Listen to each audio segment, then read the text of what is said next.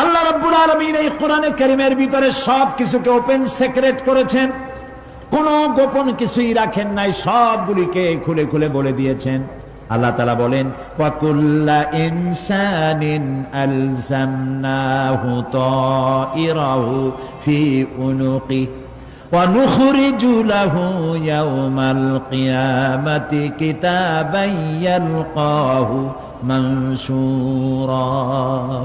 ওয়া কুল্লা ইনসানিন আলজামনাহু তাইরাহু ফি উনুকি, আমি প্রত্যেক মানুষকে, মানুষের কর্মকে তার গ্রীবা লগ্ন করে দিয়েছি। এই যে গলা, গলা, এই গলার কাছে একটা ঘুটলির মতো, একটা সিম কার্ডের মতো এইখানে আমি রেখে দিয়েছি। কোথায়? কোন গলায়? কে বলতেছেন এ কথা?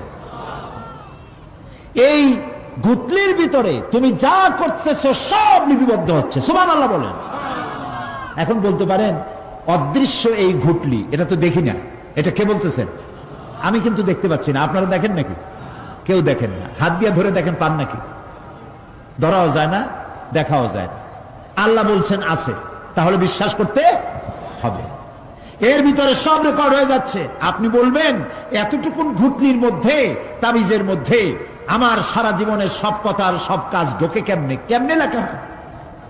তাহলে পাল্টা প্রশ্ন করি, আপনার মোবাইলের সিম কার্ডে এত ফোন নাম্বার, এত ইমেল, এত কি বলে, এত টেক্সট, এত কিছু, আপনার আরো কি জানি আছে, মেসেজ দেওয়াটা হাবিজাবি আছে না, অনেক কিছু খুশি সুদ্ধা, এগুলো কেমনে হয়?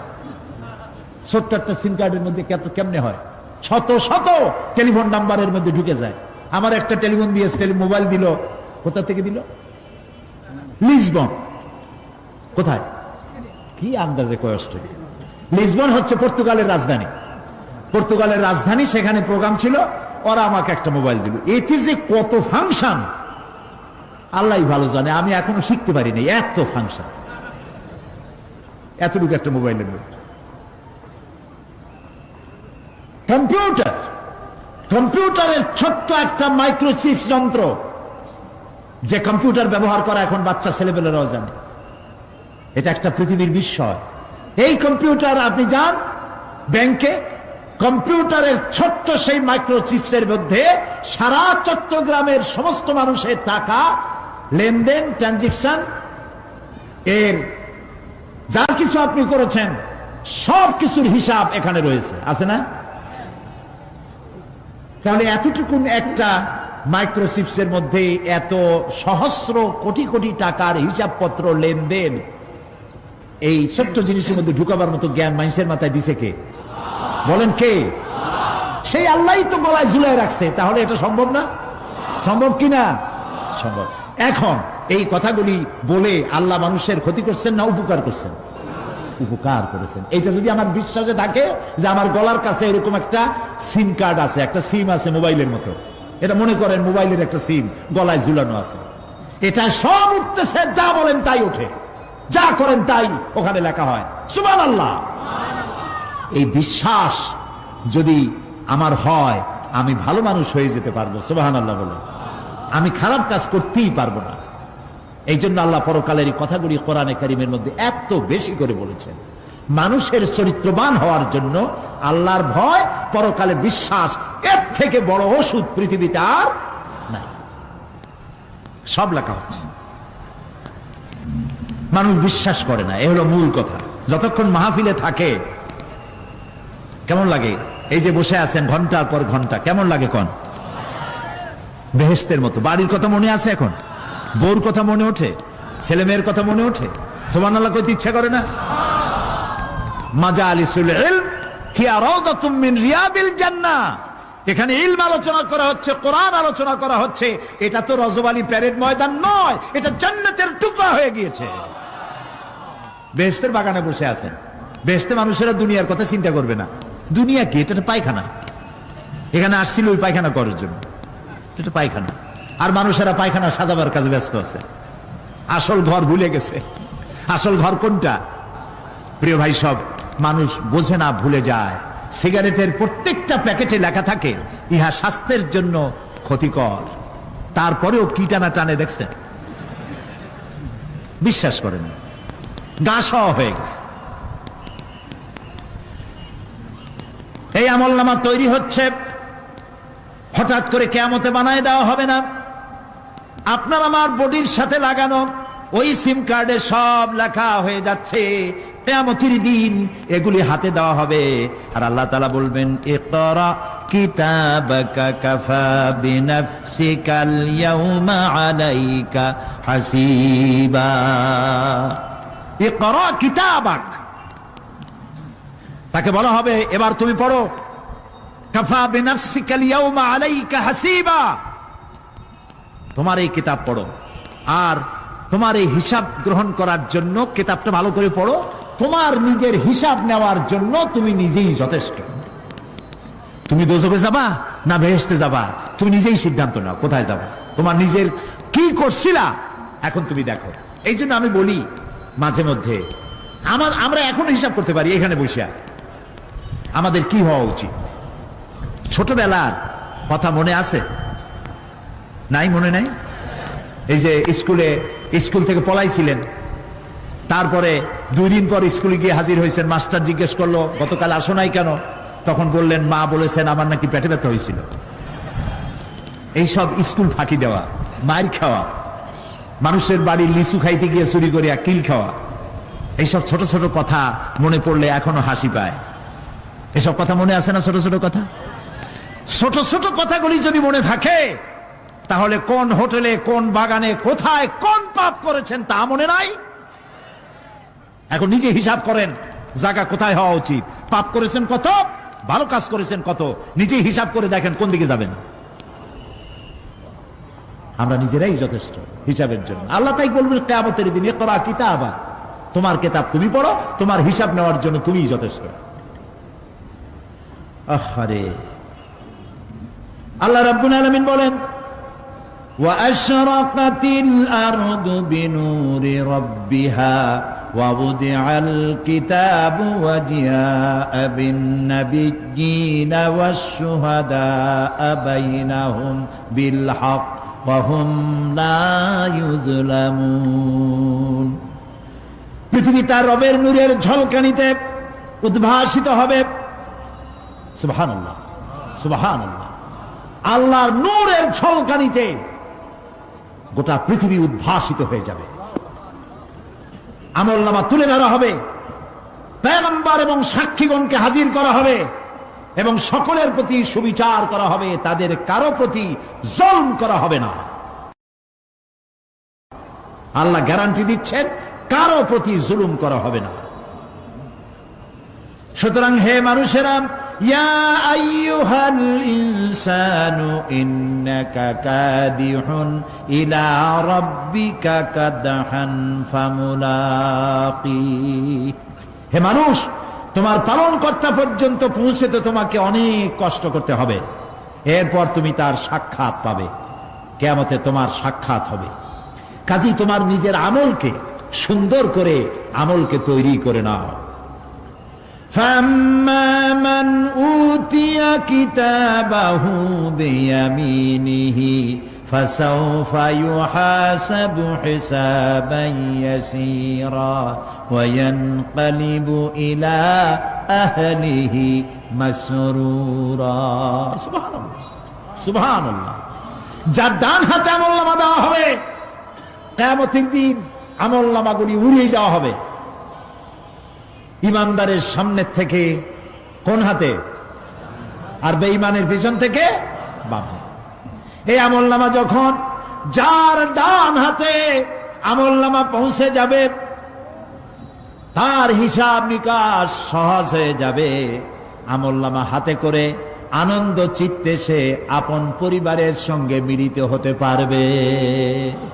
সুবহানাল্লাহ। আল্লাহ কিয়ামতের দিন দয়া করে আমাদের আমলনামা আমাদের ডান হাতে দিয়ে দিও। আল্লাহ তাআলা দয়া করে আমাদের হাতে, আমাদের ডান হাতে আমাদের আমলনামা দিও। দয়া করে আমাদের আমলনামা আমাদের ডান হাতে দিও। আনন্দ চিত্তে পরিবারের সঙ্গে দেখা করে সব পরিবার, মা বাপ, স্ত্রী পুত্র পরিজন, ভাই বোন, বন্ধু বান্ধব নিয়া এক জান্নাতে থাকার তৌফিক দিও। আয় আল্লাহ, বিগত 26 বছর যারাই মাহফিলে এসেছেন তাদেরকে নিয়ে এক জান্নাতে থাকার আমাদেরকে তৌফিক দিয়ে দিও। وأما من أوتي كتابه وراء ظهره فسوف يدعو ثبورا ويصلى سعيرا। আর যার আমলনামা পিছন থেকে বাম হাতে আসবে সে তো মৃত্যুকে আহ্বান করতে থাকবে, মৃত্যুকে ডাকবে। এর থেকে যদি মরে যেতে পারতাম তাও ভালো হইতো। তার আর উপায় থাকবে না, তার জায়গা হবে জাহান্নামে। নাউযুবিল্লাহ। আমরা সবাই বলি নাউযুবিল্লাহ।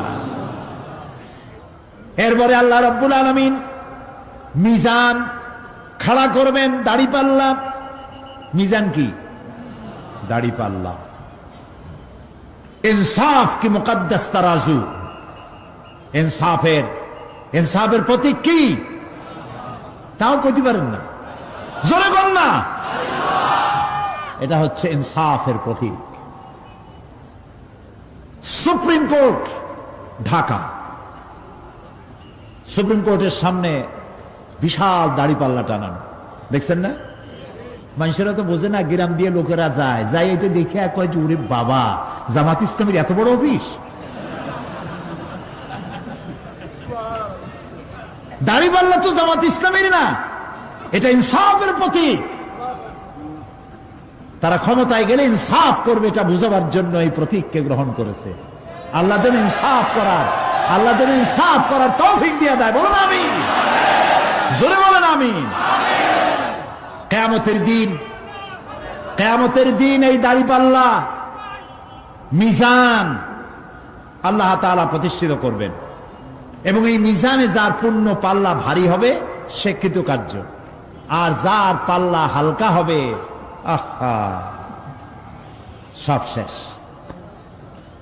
আল্লাহ রাব্বুল আলামিন বলেন, وَنَضَعُ الْمَوَازِينَ الْقِسْطَ لِيَوْمِ الْقِيَامَةِ فَلَا تُظْلَمُ نَفْسٌ شَيْئًا وَإِنْ كَانَ مِثْقَالَ حَبَّةٍ مِّنْ خَرْدَلٍ أَتَيْنَا بِهَا وَكَفَى بِنَا حَاسِبِينَ।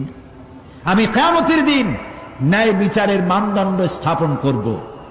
তখন কারো প্রতি অবিচার করা হবে না। যদি কোনো আমল সরিষার দানা পরিমাণ হয় আমি তা হাজির করব। সুবহানাল্লাহ, সুবহানাল্লাহ। এবং হিসাব গ্রহণের জন্য আমি যথেষ্ট। এবং হিসাব মানুষেরা মনে করবে এত মানুষ, আদম আলাইহিস সালাম থেকে নিয়ে পর্যন্ত, এখান থেকে নিয়ে কিয়ামত পর্যন্ত সব মানুষেরই তো উঠবে সেখানে হিসাব হবে নাকি? একজন একজন করে হিসাব হবে। আল্লাহ বলছেন, আল্লাহ সারিউল হিসাব, দ্রুত হিসাব নিতে সক্ষম। আল্লাহ নিজের কানে নিজে শুনবেন, অন্যের মাধ্যমে নয়, নিজে শুনবেন। প্রত্যেক আর আসামির কাছ থেকে, লোকদের কাছ থেকে তার বক্তব্য শুনবেন, ভায়া মিডিয়া শুনবেন না, নিজেই শুনবেন। আল্লাহর কান আছে না, চোখ আছে না? লোকেরা এই যে বইপত্রে লেখে আল্লাহ হচ্ছে নিরাকার, কত বড় বাজে কথা। আল্লাহ নিরাকার, আমরা এমন এক আল্লাহর ইবাদত করি তিনি আমাদের কিছু শুনতে পান না, কান টান নাই, তিনি আমাদের কিছু দেখতে পান না। এরকম নাকি আল্লাহ তাআলা? আল্লাহ তাআলা কোরআন শরীফে বলেছেন আল্লাহর হাত, আল্লাহর পা, আল্লাহর চোখ, আল্লাহর মুখ। তবে এগুলি কি রকম? আল্লাহর হাত, পা, চোখ কেমন, আকারটা কেমন? এর একটাই জবাব। কয়টা জবাব? জোরে বলেন। একটাই জবাব, আল্লাহর যেমন হওয়া উচিত তেমন। সুবহানাল্লাহ বলেন, সুবহানাল্লাহ বলেন। এর থেকে আর কোনো জবাব নাই, এই একটাই জবাব, আল্লাহর যেমন হওয়া উচিত ঠিক তেমন। লাইসা কামিসলিহি শাইউন, আল্লাহর অনুরূপ, আল্লাহর মতো আকাশেও কিছু নাই, জমিনেও কিছু নাই। এটা আমাদের ঈমান, এটা আমাদের কি? ঈমান। সুতরাং তিনি জুলুম করবেন না এবং হিসাব নেবেন, আর যথার্থ হিসাব নেবেন। সেখানে কারো প্রতি কোনো জুলুম করা হবে না। ومن خفت موازينه فأولئك الذين خسروا أنفسهم বিমা কানু বিআয়াতিনা ইয়াযলিমুন। আর যাদের পাল্লা হালকা হবে তারা তো শুধু নিজেদেরই ক্ষতি সাধন করবে, কেননা তারা আমার আয়াত সমূহকে অস্বীকার করত। আল্লাহরে যারা অস্বীকার করত, আখেরাত নাই, কিয়ামত নাই, বেহেশত নাই, কবরের মধ্যে কোনো শাস্তি নাই, কবরের কোনো প্রশ্ন নাই, এগুলি যারা বলতো তারা কিয়ামতে ক্ষতিগ্রস্ত হবে। এখন কিয়ামতের দিন মিজান আমরা হালকা করতে চাই না ভারী করতে চাই? জবাব চাই। কি করবেন? যদি ভারী করতে চান নেক আমল বেশি বেশি করবেন। আর একটি হাদিস শোনাবো, যেই হাদিসের ভিতরে পাল্লা ভারী করার মতো কথা নবীজি বলেছেন, শুনবেন নাকি? বুখারী শরীফের শেষ হাদিস।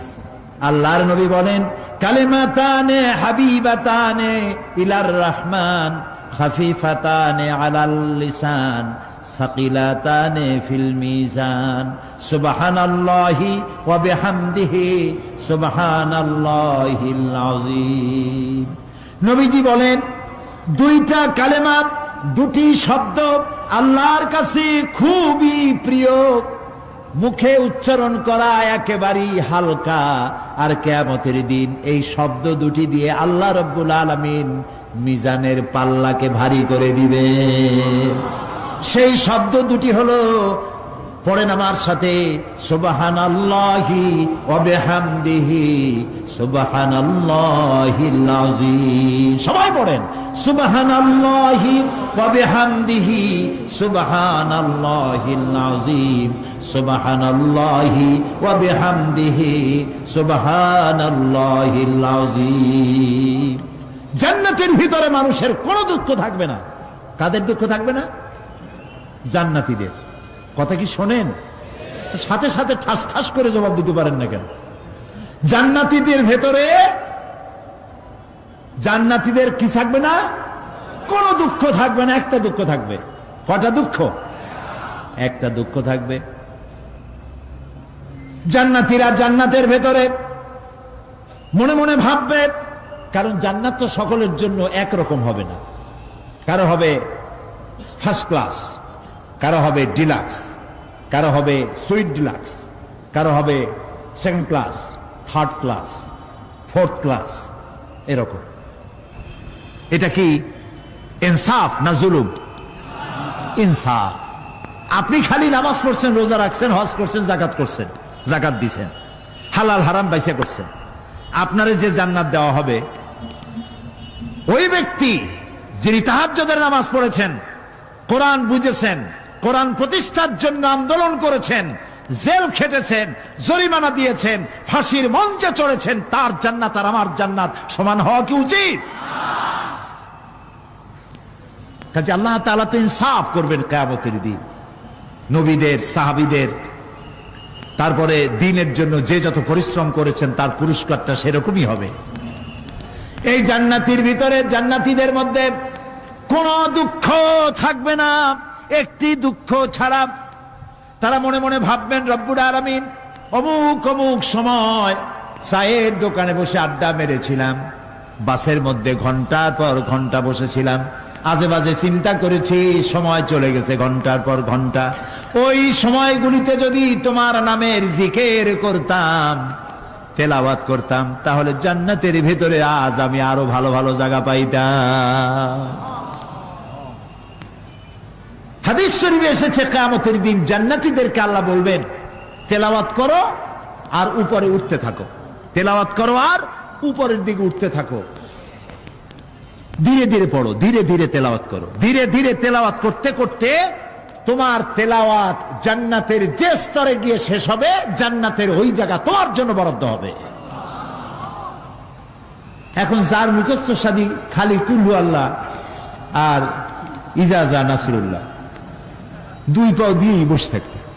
আহারে, কোরআন শরীফ মুখস্থ করেন, আল্লাহ যেন আমাদেরকে মুখস্থ করার তৌফিক দেন, বলেন আমিন। এজন্য উৎসাহ থাকা দরকার। উৎসাহ হইলেই আপনি পারবেন। জেহেন শক্তি সকলেরই কম বেশি আছে, চেষ্টা করলেই পারবেন। সেই জন্য আমি বলতে চাই, কিয়ামতের দিন জান্নাত যদি আল্লাহ তাআলা দয়া করে আমাদেরকে নসিব করায় দেন, যদি বলবো না, বলবো আল্লাহ তুমি দয়া করে আমাদেরকে জান্নাত দিও, বলেন আমিন। জান্নাতের ভিতরে এই দুঃখ যেন না আসে, সেই জন্য বাসে যখন চড়েন, গাড়িতে চড়েন, রিকশায় চড়েন, একা একা যাচ্ছেন, গুনগুন করে আল্লাহর জিকির করতে থাকেন, সুবহানাল্লাহি ওয়া বিহামদিহি সুবহানাল্লাহিল আযীম, সুবহানাল্লাহি ওয়া বিহামদিহি সুবহানাল্লাহিল আযীম, সুবহানাল্লাহি ওয়া বিহামদিহি সুবহানাল্লাহিল আযীম। জিকির করেন সবাই কিছুক্ষণ, সুবহানাল্লাহ, আলহামদুলিল্লাহ, লা ইলাহা ইল্লাল্লাহ, সুবহানাল্লাহ, আলহামদুলিল্লাহ, লা ইলাহা।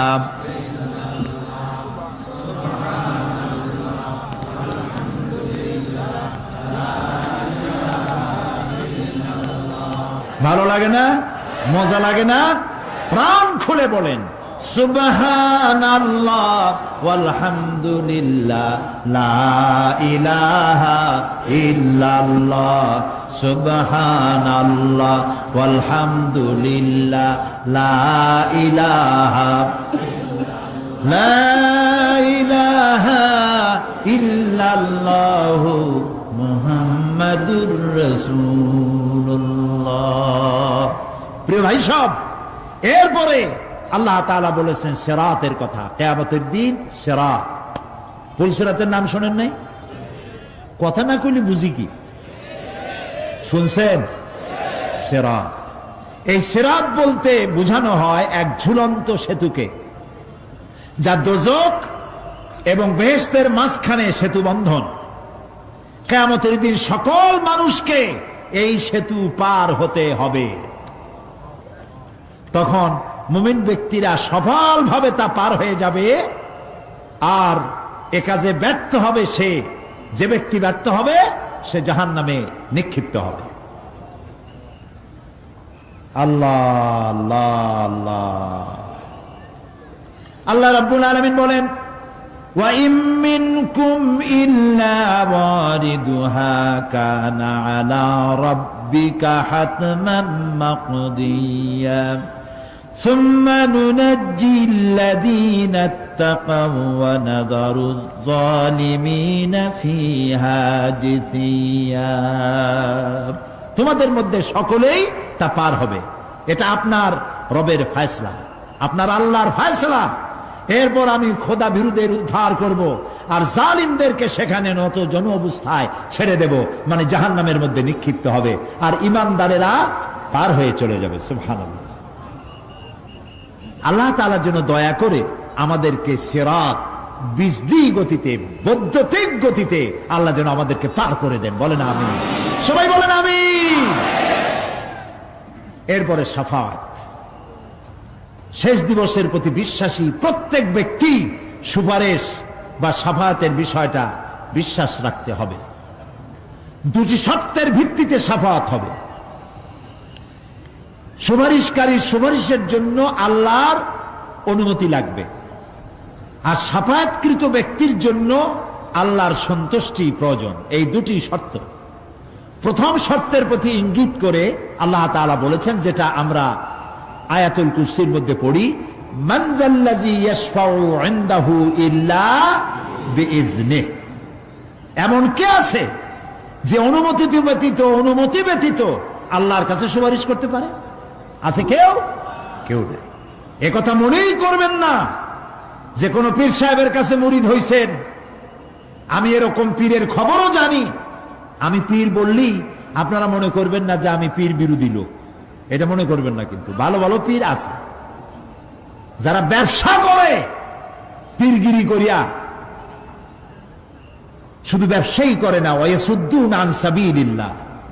সূরা তাওবা, ইন্না কাসীরাম মিনাল আহবারি ওয়ার রুহবান লায়াকুলুনা আমওয়ালান নাস বিল বাতিল ওয়ায়াসুদ্দুনা আন সাবিলিল্লাহ। আহলে কিতাবদের মধ্যে এই ধরনের অনেক পীর দরবেশ আছে। কে বলতেছেন? আল্লাহ। আল্লাহ বলতেছেন আছে। তারা কি করে?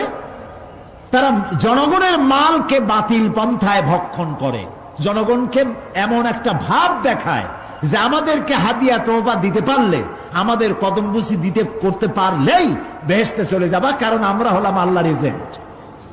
নাউজুবিল্লাহ।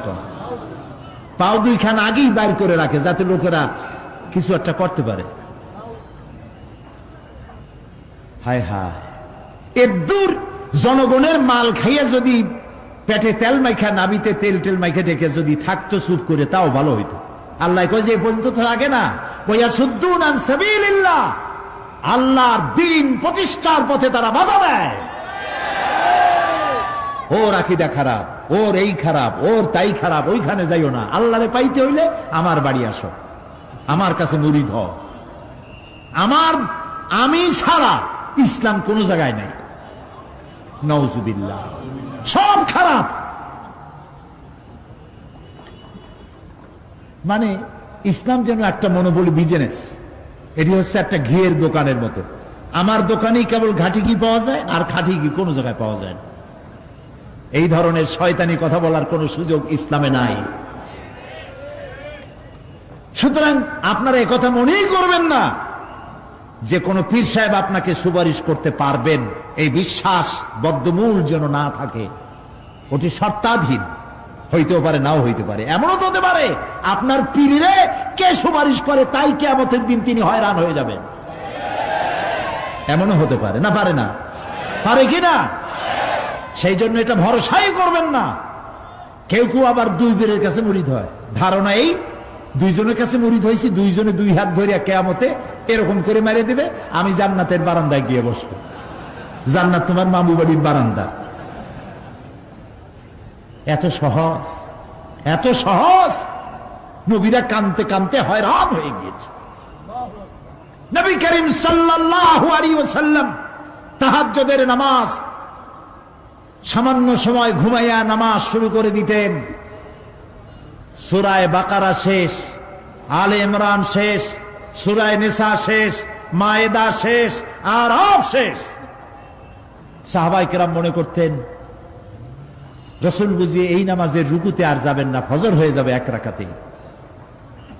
যখন রুকুতে যেতেন মনে হতো আর উঠবেন না, যখন সেজদায় যেতেন মনে হতো ইন্তেকাল করেছেন।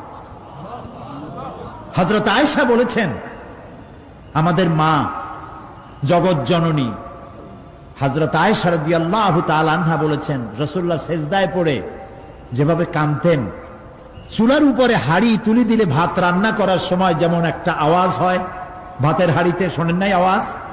রাসূলুল্লাহর কলিজার ভেতর থেকে কান্নার গুমরে আওয়াজ এভাবে উত্থিত হতো। সকাল বেলায় জুতা পায়ে পড়তে পারতেন না, পাও মোবারক ফুলে বড় হয়ে যেত। বেহেশত এত সহজ। প্রিয় ভাই সব, মান যাল্লাযী ইয়াশফাউ ইনদাহু ইল্লা বিইজনিহি, কার ক্ষমতা আছে আল্লাহর পারমিশন ছাড়া কথা বলে, সুপারিশ করে? আল্লাহ রাব্বুল আলামিন সুপারিশ করার জন্য যাকে পারমিশন দিবেন আর যার জন্য দিবেন, মাত্র সেই ব্যক্তি শুধু তার জন্যই সুপারিশ করতে পারবে, নিজের ইচ্ছা মতো কারোর জন্য সুপারিশ করতে পারবে না। আমাদের জাতির পিতা নাম কি? সব সময় মনে রাখবেন, আদৌ বলবেন না। এই প্রশ্নে কোনো আপোষ নাই। জাতির পিতা কে? হযরত ইব্রাহিম আলাইহিস সালাম কিয়ামতের দিন আল্লাহ রাব্বুল আলামিনের দরবারে ফরিয়াদ করবেন, রব্বুল আলামিন আমার আব্বাজানের জন্য সুপারিশ করি, তুমি দয়া করে তাকে জাহান্নাম থেকে বাঁচায়া দাও। রব্বুল আলামিন বলবেন, ইব্রাহিম তোমার এই সুপারিশ মঞ্জুর হলো না। ইব্রাহিম আলাইহিস সালামের সুপারিশ মঞ্জুর হবে না। আল্লাহ তাআলা বলবেন, ইব্রাহিম আজর তোমার পিতা হতে পারে, কিন্তু আমার খলিলকে আগুনে ফেলার ষড়যন্ত্রে লিপ্ত ছিল, আমি তারে ক্ষমা করব না। নবী করিম সাল্লাল্লাহু আলাইহি ওয়াসাল্লামকে প্রশ্ন করা হয়েছে, রাসূল আপনার মা বাপের অবস্থা কি হবে? রাসূলুল্লাহ বলেছেন, কিয়ামতের দিন আমি আমার মা বাপের কোনো উপকারে আসব না। রাসূলুল্লাহ কাঁদতেছিলেন, সাহাবায়ে কেরাম কাঁদতেছিলেন। বিষয়টা এত সহজ নয়।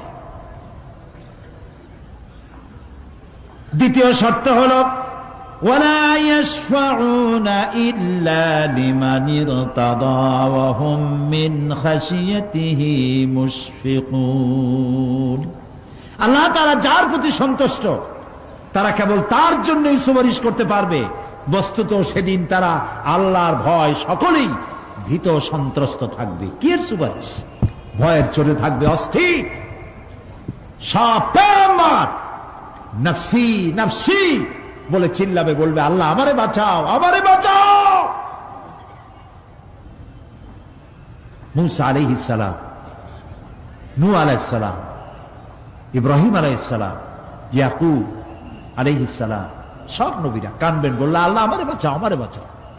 সেই দিন মাত্র এক ব্যক্তি উম্মতের জন্য কাঁদবেন, সুপারিশ করতে পারবেন, উম্মতের জন্য কাঁদবেন, তার নাম বিশ্বনবী মুহাম্মাদুর রাসূলুল্লাহ সাল্লাল্লাহু আলাইহি ওয়াসাল্লাম।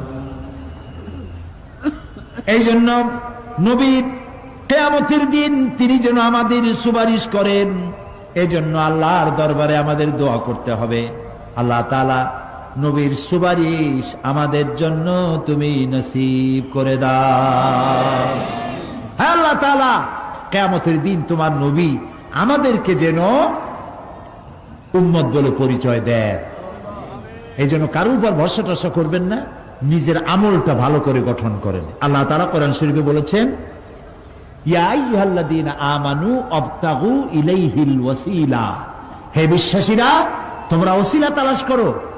এইটার একটা ভুল অর্থ করেছে লোকেরা, তারা বলেছে ওসিলা তালাশ করো মানে পীর ধরো।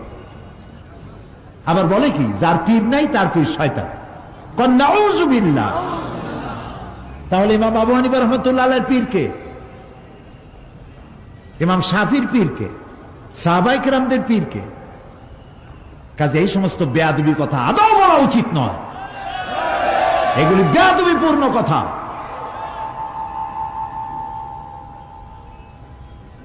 প্রিয় ভাই সব, আল্লাহ রাব্বুল আলামিনের উপরে ভরসা করে নিজের আমলকে ভালো করতে হবে। অবতাগু ইলাইহিল ওয়াসিলা আয় আমলে সালেহ। অবতাগু ইলাইহিল ওয়াসিলা, তুমি নেক আমলের ওসিলা ধরো আল্লাহর কাছে, নিজের আমলগুলিকে ভালো বানাও, ভালো ভালো কাজ করো।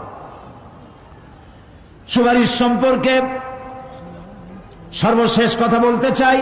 আল্লাহ রাব্বুল আলামিন বলেন, কুল লিল্লাহিস শাফাআতু জামিআ লাহু মুলকুস সামাওয়াতি ওয়াল আরদি সুম্মা ইলাইহি তুরজাউন।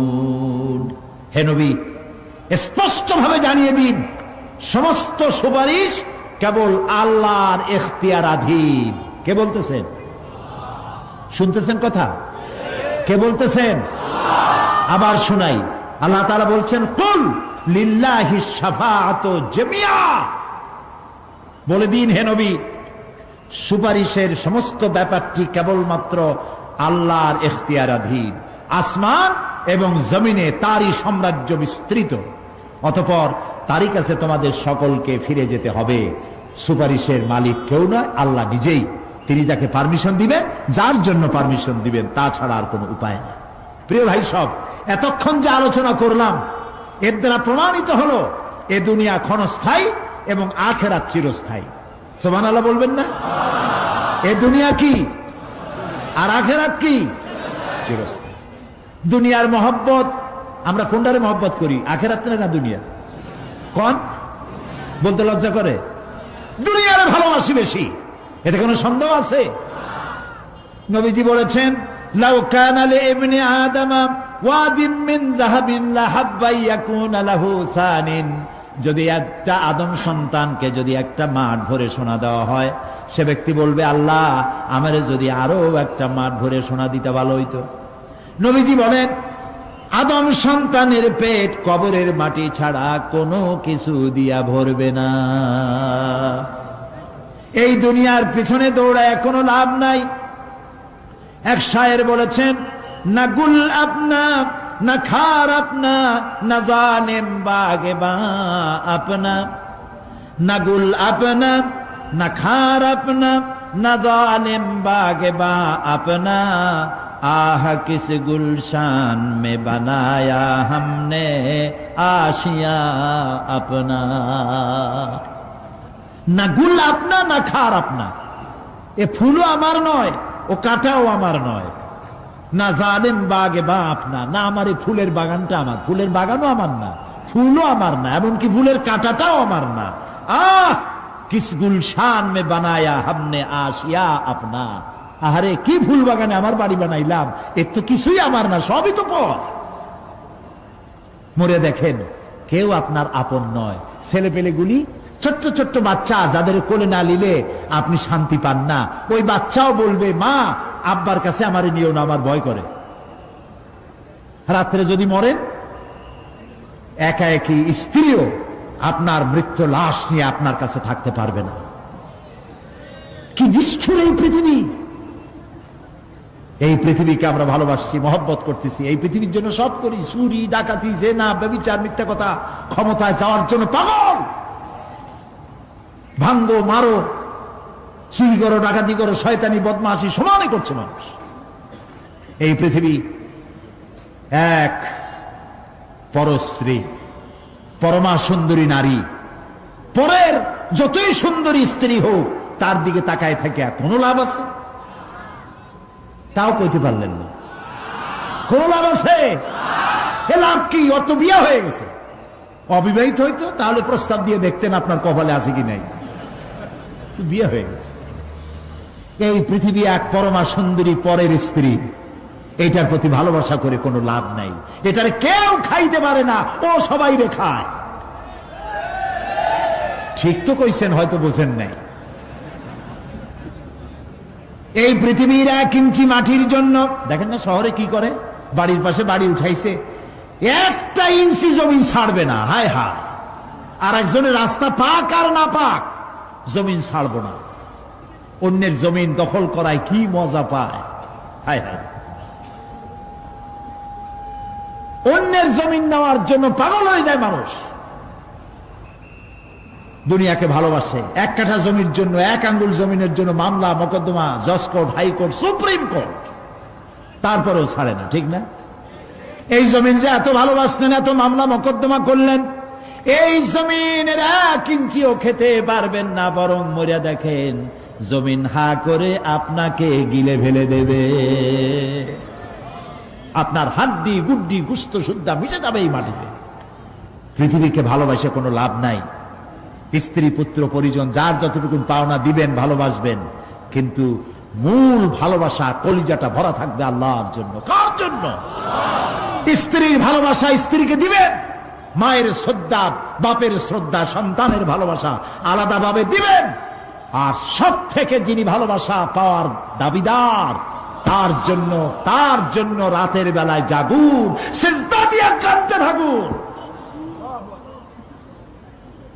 এই চোখ দুটা কে দিছে এই জিহ্বা কে দিছে এই কান কে দিয়েছেন এই সুন্দর শরীর কে দিয়েছেন বলার তৌফিক শোনার তৌফিক কে দিয়েছেন এই হক আদায় করতে গভীর রাত্রে জাগতে হবে পাইকারি দরে ঘুমায়েন না একটু জাগুন শেষ রাত্রে উঠুন শেষ রাত্রে জেগে প্রেম করুন আল্লাহর সাথে প্রেম কি ঢোল পিটায় করা যায় ইনকিলাব সংগ্রাম এইসব পত্রিকায় বিশাল হেডিং দিয়ে কেউ প্রেম করে বিজ্ঞাপন দিয়ে টেলিভিশনে বিজ্ঞাপন দিয়ে প্রেম করে কিভাবে গোপনে আর মিলিত হয় নির্জনে সবচাইতে বড় প্রেমিক হবে নিজে হতে হবে আর আল্লাহকে সব থেকে বেশি ভালোবাসা দিতে হবে সেজন্য আল্লাহ রাব্বুল আলামিন বলেছেন প্রেম করার জন্য কিছুটা নির্জনতা প্রয়োজন এজন্য দিনের আলোতে ওয়াজআলনান নাহারা মাআশা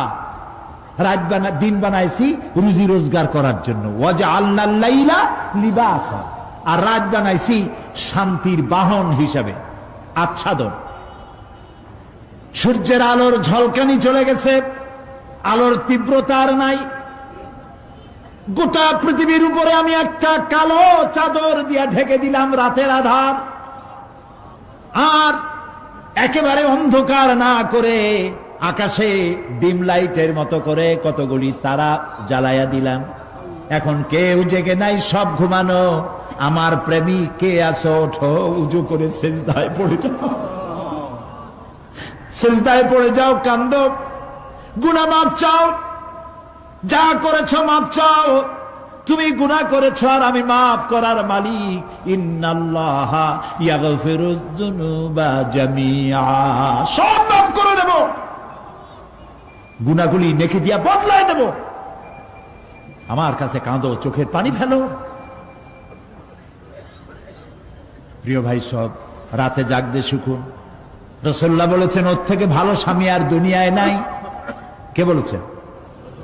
রাসূলুল্লাহ বলেছেন, ওর থেকে ভালো স্বামী আর দুনিয়ায় নাই, যে গভীর রাত্রে নিজে জেগে তাহাজ্জুদের রুজু করে নিজের বউরে উঠায়।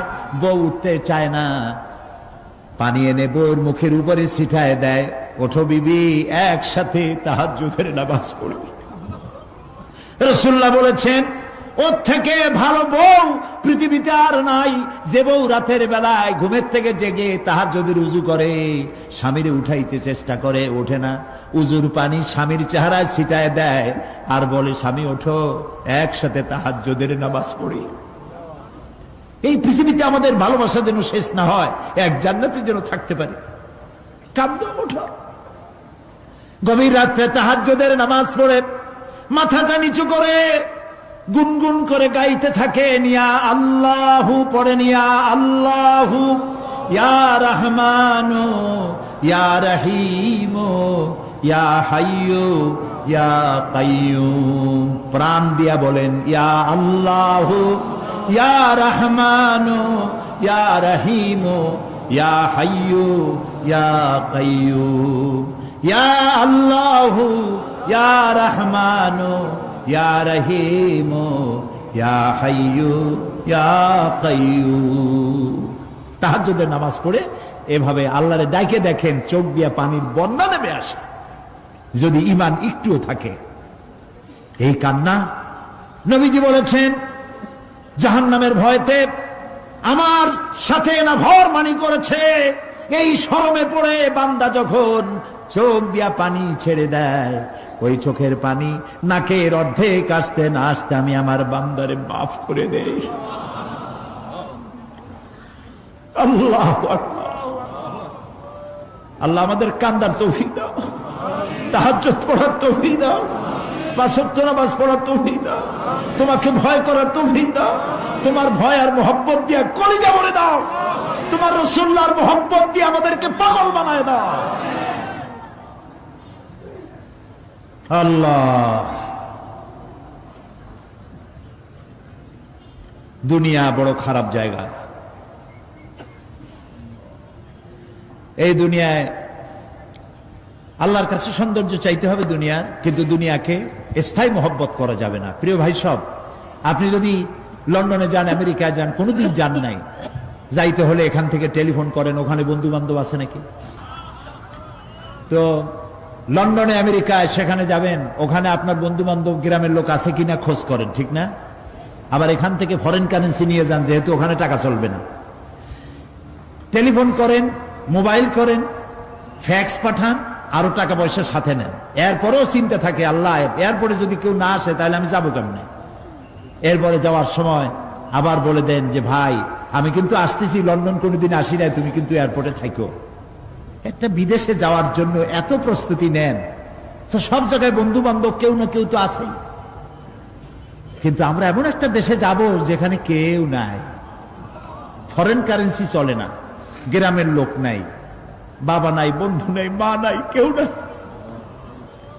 যিনি রিসিভ করবেন, যার সাহায্যের কাঙ্গাল, বদামল করে তার শত্রু বানায় রাখছি, বন্ধু বানাইতে পারি নাই, তাহলে কি জবাব হবে কিয়ামতে?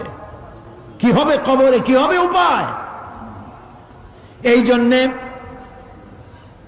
প্রিয় ভাইয়েরা আমার, দুনিয়ার সঙ্গে মহব্বত কমায় দিয়া আখিরাতের মহব্বত বেশি করে করতে হবে। আর দুনিয়ায় যতদিন বেঁচে আছি ততদিন নেক আমল করে মানুষের সাথে সদাচরণ করতে হবে। আল্লাহ তাআলা বলেছেন লাইসাল বিররা আন তুওয়াল্লু ওয়াজুহাকুম কিবালাল মাশরিকি ওয়াল মাগরিবি ওয়ালাকিন্নাল বিররা মান আমানা বিল্লাহি ওয়াল ইয়াউমিল আখির। পূর্ব এবং পশ্চিমে কতবার তুমি মাথা ঝুঁকাইছো, এটাই কিন্তু তোমার জন্য কল্যাণ, এর মধ্যে কল্যাণ নিহিত নয়। তার মানে কি, আপনি কত সেজদা আল্লাহরে দিলেন, কত মানুষ তো আছে সেজদা দিতে দিতে কপালে কালো দাগ হয়ে গেছে, আছে না? কিন্তু মিথ্যা ছাড়ে না, ঘুষ ছাড়ে নাই, সুদ ছাড়ে নাই, মানুষের হক নষ্ট করছে, গভর্নমেন্টের হক নষ্ট করে, জনগণের হক নষ্ট করে, আছে না এমন? তাহলে কপালে দাগ পড়ায় লাভটা হইল কি? এই জন্যই আল্লাহ বলছেন কপালটা, চেহারাটা কোন দিকে ঘুরাইলা, পূব দিকে না পশ্চিম দিকে, এটার উপরে কল্যাণ নিহিত নয়। প্রকৃত কল্যাণ, প্রকৃত ঈমান, প্রকৃত নেকি কাজ হচ্ছে আল্লাহরে বিশ্বাস করে জীবন পরিচালনা এবং পরকালকে বিশ্বাস করা। আল্লাহ যেন সেই বিশ্বাসে আমাদেরকে ধনী বানায় দেন, আমরা বলি আমিন। আজ এ পর্যন্তই, আগামীকাল আরো কথা বলবো। এ কথাগুলি আল্লাহর, এ কথাগুলি কার? আল্লাহ যেন আমাদেরকে আমল করার তৌফিক দেন। পয়গম্বরের ছেলে পর্যন্ত বিগড়ে গেছে। নূহ আলাইহিস সালাম আল্লাহর পয়গম্বর, ছেলে কাফের। লূত আলাইহিস সালাম আল্লাহর পয়গম্বর, স্ত্রী কাফের। আছে না? হেদায়েতের মালিক কে? দেখেন, ফেরাউন কাফের, স্ত্রী আসিয়া মুমিনা। সুবহানাল্লাহ বিহামদি। চিন্তা করা যায় হেদায়েত কত বড় নিয়ামত। ফেরাউন তাকে চাপ দিয়েছে, মানসিক ভাবে বলেছে আমার উপর ঈমান আনো, মূসা আলাইহিস সালামের উপর ঈমান ছেড়ে দাও, তাকে বাদ দাও, মূসা আলাইহিস সালামের আল্লাহর উপর বিশ্বাস প্রত্যাহার করো। আসিয়া বলছি তোমার উপর ঈমান আনবো, তুমি যে কেমন খোদা, আমার চাইতে ভালো তো কেউ জানে না, আমি তোমারে খোদা বলে মানি না। ফেরাউন বলল, লোক লস্করকে ডেকে বলল, এরে নিয়ে যাও, এদেরকে তক্তার মধ্যে লোহাগুলি ফুটায় দিয়া সেই লোহার উপরে ভুট করে শোয়ায় দাও, আর চতুর্দিক থেকে মারতে থাকো, পিটাইতে থাকো, লোহাগুলি শরীরে ফুটতে থাকুক, তার চিল্লানির আওয়াজ যেন আমি সিংহাসনে বসে শুনতে পাই। আল্লাহর এই বান্দিকে তক্তার উপরে হাজার লোহা পিটাইয়া তক্তা উল্টায় দিয়েছে, লোহাগুলি কি হয়েছে? খাড়া হয়ে গেছে, ওর উপরে ভুট করে শোয়াইয়া পিটানো শুরু হয়েছে। হযরতে আসিয়া প্রাণ ভিক্ষা চাইলেন না। কোরআনে কারীমে রব্বুল আলামিন বলেন, হযরতে আসিয়া কাঁদতে লাগলেন আর বলতে লাগলেন, রব্বুল আলামিন, আমি জালিমের জুলমের মধ্যে পড়েছি, আয় আল্লাহ তাআলা এই জুলুম থেকে, ফেরাউন এবং তার সাথী সঙ্গীদের জুলুম থেকে আমারে বাঁচাও, আর তোমার কাছে জান্নাতের ভিতরে আমার জন্য একটা ঘর বানাইয়া দিও, আমাকে ঈমানের মউত দিও। রব্বুল আলামিন ফেরেশতাদেরকে অর্ডার করলেন, আমার ফেরেশতারা আসমানের দরওয়াজাগুলি খুলে দাও, আমার আসিয়া যেন আমার জান্নাত দেখে তার রূহ যেন জান্নাতের দিকে পরওয়াজ করতে পারে। হেদায়েত আল্লাহ যারে দেন, আগুনের উপরে দাঁড়িয়ে সে আগুনের অগ্নি পরীক্ষা দিয়ে হেদায়েতের উপরে টিকে থাকে, আর কপালে যার নাই হেদায়েত থেকে বিগড়ে যায়। এই জন্য আল্লাহর কাছে দোয়া করতে হবে, রব্বানা লা তুজিগ কুলুবানা বা'দা ইয হাদাইতানা ওয়া হাব লানা মিন লাদুনকা রাহমাতান ইন্নাকা আনতাল ওয়াহ্হাব। কে জিজ্ঞেস করবেন? কে জিজ্ঞেস করবেন?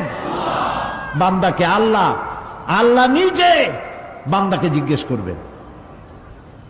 বান্দার ভয় কলিজা গলার কাছে চলে আসবে, আবার মৃত্যুর মতো ভয় সৃষ্টি হয়ে যাবে, কাঁদতে কাঁদতে অস্থির হয়ে যাবে, বলবে আল্লাহ আমি তো করে ফেলেছি, আমি তোমার কাছে মাপ চাই, আমাকে ক্ষমা করে দাও। বান্দার এই হয়রানি আর পেরেশানি দেখে আল্লাহ রাব্বুল আলামিন বলবেন, বান্দা যাও, চলে যাও, আমার জান্নাতে চলে যাও, আমি তোমার মাফ করে দিলাম।